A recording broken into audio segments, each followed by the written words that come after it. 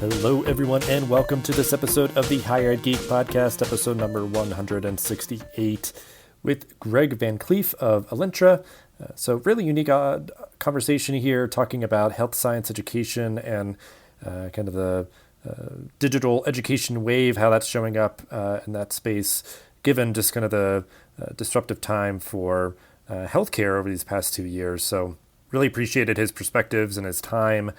Yeah, so if I sound a little bit different for this intro, I am still out and about and traveling. So currently at EDUCAUSE as of the recording of this episode. So if you are listening to it right when it comes out, hopefully I'll see you there if you are here in Denver. But just excited to be getting out and about for more conferences and events in the coming months. So as usual, please do take our listener survey. It's just always great to be getting continued input from who's listening and what they like about the show. Check out the merch store, some great holiday gift ideas there for your Higher Ed Geek Podcast lover in your life. And then, just connect with Greg and Elentra in the description of this episode as well. Without further ado, this is episode number 168 with Greg Vanclief. So we have a unique topic for today, but as another sort of exploration of how digital education is impacting the world of higher education. So this, a particularly sort of hands-on field of sort of health related fields and everything, they are being impacted by this as well, and seeing really creative ways that we can support online learning for folks in the kind of health sciences related field. So we will start out as we always do with introductions. We'll have our guests introduce themselves and give a brief overview of their professional background and how they got to be where they are today. Greg Vanclief. I'm the CEO of Elentra Corp. We are a platform that serves health sciences education institutions worldwide, and based out of Canada, Kingston, Ontario in Canada. And we're delighted to be participating in your podcast today. It's thrilled to be here with you. Yeah. I appreciate you jumping on. So I guess in terms of your professional background, like how did you come to this unique work? Because like I said, I think, teaching, in health related fields is sort of a very specialized thing, but then sort of how we're augmenting that work in sort of this digital age is pretty unique as well. So what kind of brought you to this work? What brought me personally to this work was just the interest that I had in what Elentra was doing to really revolutionize the way that health science education was being delivered. It struck me when I was presented with the opportunity as being something that was really fascinating. I came to this role as CEO of the company out of background in venture capital, where I was investing in and building and supporting young SaaS, software as a service companies that were providing B2B software. And I had established a really good understanding of how you build a viable business, how you scale a company, how you develop cloud-based software offerings. And when I was presented with what Elentra was doing and the challenges that the company was trying to help health science educators overcome, from the perspective of a SaaS offering, I thought that was just an incredible opportunity. And so that really strongly appealed to me. And I joined the company in October of last year and have just really enjoying my work with the team and exploring the industry and learning as much as I can about what the state of the art is and what the challenges are for educators. Yeah, and I mean, I guess if you want to dig in a little bit, because again, I think the work that you're doing is very unique. You kind of gave the sort of elevator pitch of it before, but feel free to kind of get in to the nuts and bolts of it all, of what you do in supporting universities sort of doing their, health related field education. Yeah, so we offer a platform that helps universities administer, deliver, and manage their curriculum, and provides a single source of truth about a learner's journey from day one all the way through to their alumni years. And that includes everything from undergrad to postgrad to clinical experience, all their clinical rotations, managing their relationships with and engagements with preceptors, um, and we also offer an industry leading competency based education capability within the platform. So we're really surrounding the state of the art of health sciences education from a pedagogy and methodology perspective, but capturing that in a software platform that administrators, faculty, and learners, as well as the extended a community of preceptors and accrediting bodies, all those touch points being addressed in a single platform, allowing universities to be much more efficient because they're using a single tool instead of a number of loosely integrated tools, and also being much more cost effective in the way that they're managing their budgets, and being able to take advantage of reducing complexity and cost. Awesome. Yeah, I mean, all important things for anyone working in higher education today, but Mm-hmm. I think I presume especially so for those in kind of the health related fields and everything, given everything that's been sort of happening specifically within that profession over these past 2 years. It's been, tumultuous for any of us, just a disruptive time, but, healthcare is going through its own unique struggles and, just demand that's been continuing for qualified individuals to be working. So, um, at large, I'll kind of just have this be a very open ended question, take it as you will. But, Mm-hmm. what do you see as the current landscape, for health science, health related education right now? Well, as you said, it's going through. It's a sector that's going through an enormous amount of transition. We're seeing more and more programs and disciplines adopting a competency-based approach. Um, we are seeing, obviously, coming through the experience the last couple of years with the pandemic, we're seeing an increasing reliance on hybrid delivery models. We saw the explosion of remote exam capabilities and proctoring that went from being almost non-existent to being in some cases the dominant method of testing and assessing learners. All of this has contributed to an exciting period. You could view it as being a period of instability, but it's an exciting period of transition as institutions are coming to grips with changes in the way that learners consume information, consume learning, the way that the institutions themselves are set up to deliver that learning and assess it, has compelled institutions to look at everything from the skill sets of their faculty all the way through to their tools and infrastructure. And it's really an end-to-end assessment that's underway right across pretty much all institutions. Well, it makes me think, yeah, I mean, like the changes in how education is delivered, having it be hybrid or completely online. And then, Hmm. like you mentioned, like competency based things, like, there is such a demand for professionals in this space just with kind of its expansion and turnover and everything. And I know just sort of like anecdotally seeing too, where there's like, you know, unique demands in rural areas and stuff. So I feel like that kind of plays in as well, at least sort of the digital education part of it, where, um, if you have a fully online program, somebody who lives in that area and may want to work in that profession, they couldn't get the information without, get the credential without moving away.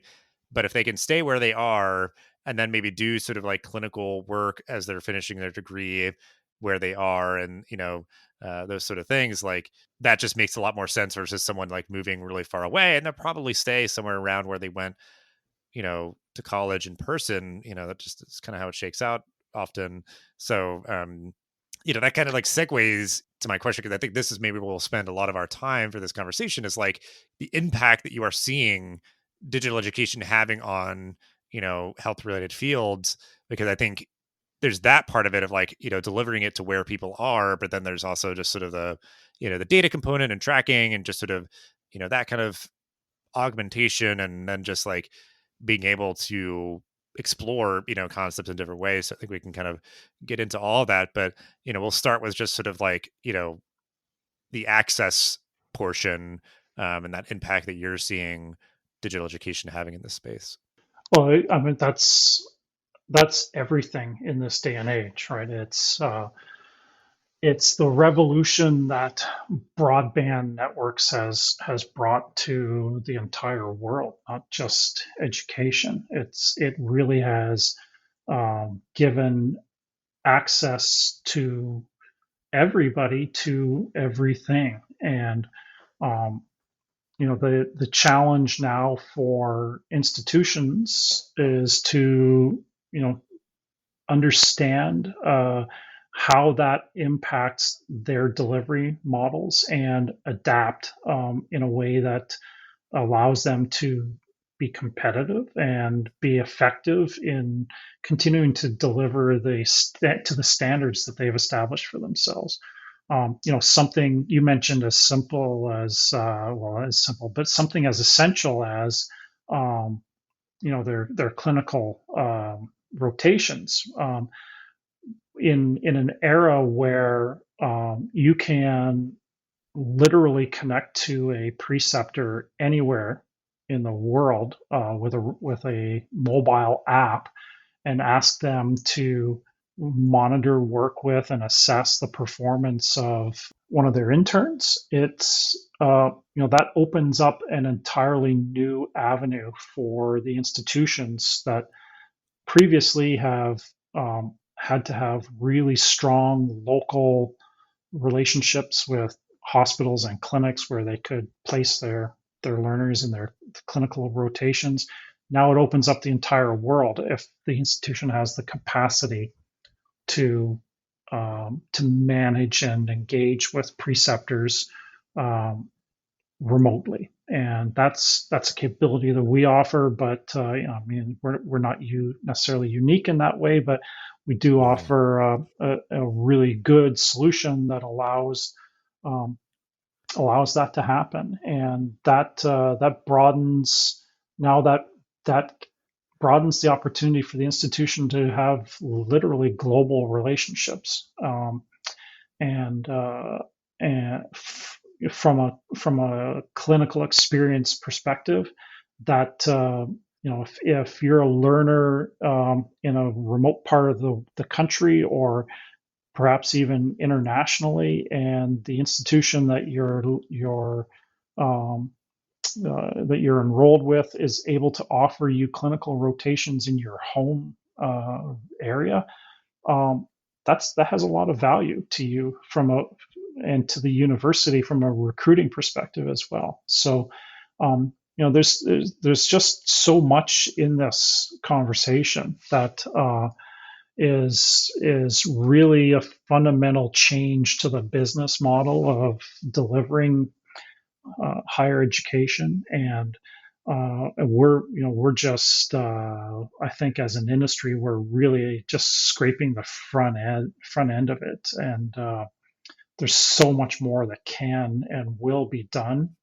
that's going to have dramatic impact in the future. Yeah, absolutely. And I think something that came to mind as you're sort of talking within all these sort of facets that I mentioned of sort of how digital education is showing up here is like, because access is a very buzzworthy part of this and a very important part of it, but like simply getting a student, into a program and into a class, you know, that is also kind of just the beginning. And then, how do you support them to be successful? So I think like, um, thinking of a first generation student or someone who's been out of school for a long time, uh having like a really robust kind of digital ecosystem and support structures and just being able to track student performance and things like that, like it makes me think of like this these sort of things would help more students be successful as well, because you can really see you know student activity and how students are performing, and reach out to the right students at the right time about the right things, which is always just sort of on my mind, where you're not just doing this sort of like mass email sort of scattershot approach. That can be part of it, where it's just like, hey everybody, here's like a really important thing everybody needs to know and all that.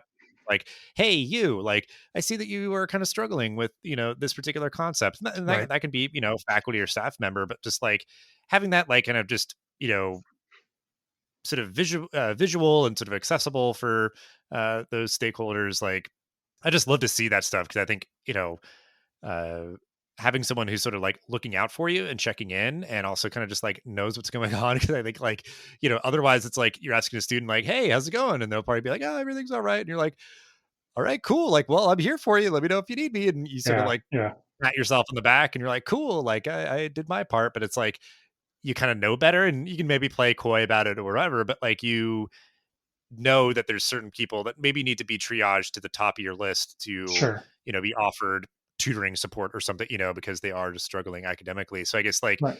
what are your thoughts on that, of sort of like yeah, like one part of it being the access part of the equation, but then like for me, my world and my background is so much more in that sort of like retention and student support, and I think Yeah. Yeah. any of these sort of things really help with that too. No, yeah, and you're absolutely right. Again, there's so much technology can do anything. It's just a matter of building what it is you want it to do.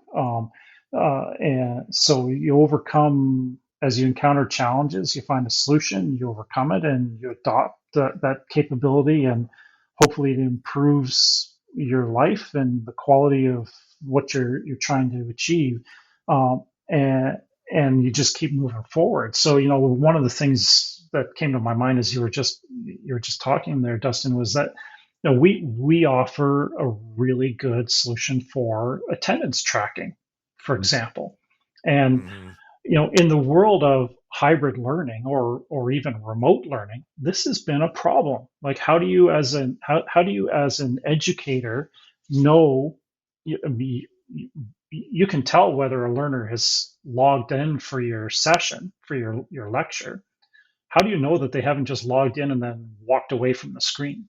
How do you know that they haven't opened a piece of content and that should take them an hour and 15 minutes to consume, whether it's advancing through a PowerPoint and reading it, or advancing through the pages of reading material. But you can tell that they've progressed through all 215 pages of reading, but you don't know if they did that in a span of 20 seconds or it took them 2 hours, right? Hmm. um, so we can tell that now, because that's the nature of technology. You can tell time, effort, attendance. You can even tell location with geotagging. You know whether a student is actually in the lecture hall, or whether they're on campus, or whether they logged in for class. So but maybe they're at a Starbucks location someplace. Um, and that's not from a perspective. I'm not raising this from the perspective of aha, I caught you kind of thing. It's understanding the context of what your learners are doing, how they're consuming the material and the opportunities to learn, and giving you as an educator a better insight into, as you said, coaching them, identifying maybe where they're struggling or excelling, and giving them the appropriate coaching and guidance they need to be successful, and course correcting where needed, right? And so this is all part of the transition to a digital learning environment. It's all part of making sure as an institution that you are deploying the right tools and methods and capacities for this generation of learners, and the skills, experience, and needs that they're bringing to their learning experience are very different than what we've historically done, and how we've historically delivered education. But schools are always dealing with this; they're always grappling with it, and it's really just from my perspective as the leader of a technology company, it's a really exciting time, because there's a lot that we can do. There's a lot of ways that we can help. There's a lot of capabilities that we can bring to bear, and understanding those needs and understanding the art of the possible is what sets successful technology providers apart. Yeah, I love that. I mean, because I've been like feeling sort of like cheesy, but just sort of like that idea, like as an optimist, the idea of like, hey, let's use our imaginations to just like think of what's possible and try to make it happen, and it comes up sometimes when I guess where I feel especially cheesy is just thinking about like, what like our governments and sort of institutions and stuff like have been able to accomplish, in terms of like getting resources and support to all these sort of people, and just being like, see, we can do it if we like, put the resources to it and the willpower and all work together and all that. So it's like, yeah, like I choose to take sort of an optimistic kind of inspirational, kind of lens to all that. And yeah, I mean, that's like what this moment demands of us, I think, certainly in this context and many others, but like, healthcare needs qualified professionals to do all the sorts of work that needs to be done, and to just provide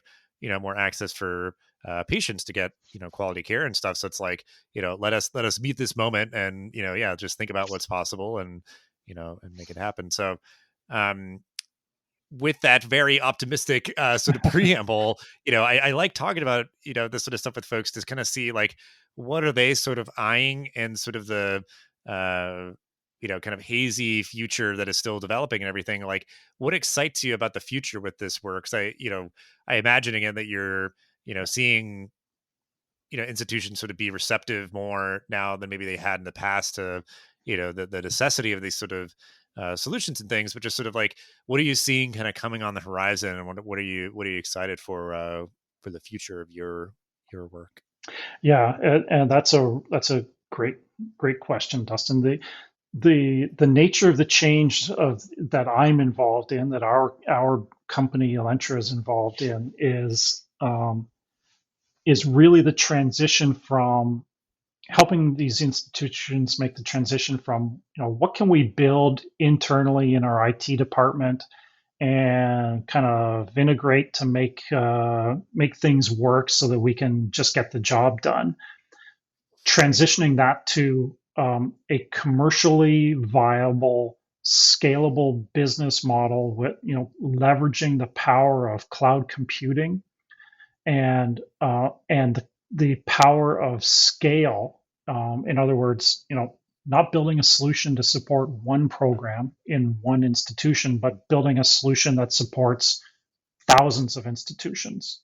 It's a very different problem set to solve, but it brings an enormous amount of power with it to overcome challenges that a single institution would otherwise have to try to muddle through and settle for some kind of suboptimal solution. So we're looking now at bringing to bear not just the power of cloud computing, but we're bringing to bear the power of AI, and that's going to inform really insightful and useful reporting capabilities and analytics and visualization capabilities that institutions have not been able to employ in the past that will give them a really much better view of what it is they're doing, how they're delivering, how they're performing, how their learners are performing, where the opportunities are.